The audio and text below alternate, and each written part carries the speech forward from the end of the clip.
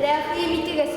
Күптән сагынып көттек сезне, бездә кунак булып китегез. Гимназияга язучылар берлеге рәисе Рукаил Зайдулла, язучы Нәбира Гыймаддинова, шагыйрь, язучы Факил Сафин һәм Татар-информ журналисты Юлай Низаев килде. Кунаклар бер очрашу, үзе бер гомер исемле кичәдә катнашты. Кичәне мәктәпнең татар теле һәм әдәбияты укытучысы Зилә Авзалова алып барды.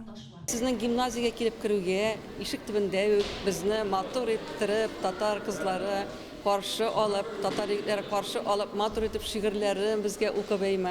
Мин үземне татар мөхитенә эләккән кебек тойдым. Мин менә бу бүгенге көндә шушы гимназиядәге укытучылар һәм укучылар белән аралашуыма бик шат.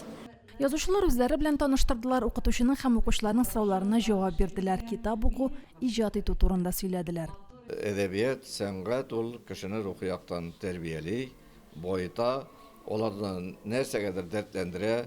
Әлбәттә, менә 100 укучы катнаша икән, аларга сөйлисең икән, оларның барысы да аны эләктереп алмас.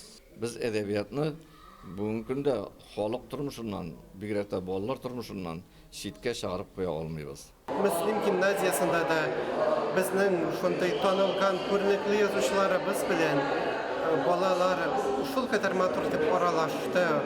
Аларның күңелләрендә шушы очрашу әлбәттә шушындый бер матур истәлек булып сакланачак. Мондый очрашулар укучыларга дөньяны танып белүдә ярдәм итә. Язу сәләте булганнарга, иҗат белән кызыксынучыларга сәләтен үстерү өчен тагын бер мөмкинлек булып тора. Әдәбият ул әдәп, әхлак дигән сүз. Язучыларыбызның иҗаты аша шушы әдәпкә, әхлакка өйрәтәбез. Бүгенге очрашуда да шушы зур кызыксыну белән тыңлап утырдылар алар. Һәм инде нәтиҗә ясаганнардыр, үзләренә рухи азык алганнардыр. Ел сайын язучылар белән очрашу, ул безнең өчен инде зур бәхет. Кичкенәдән инде без бу бәхет турында хыяллана гына идек. Менә шушылай балаларны ел сайын хәзер үзебезнең гимназиядә язучылар белән очраштыру үзебез өчен дә бер сөенеч.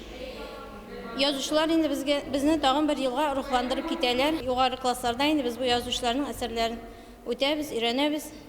Аларга да сораулар бирү бик кызыклы булды.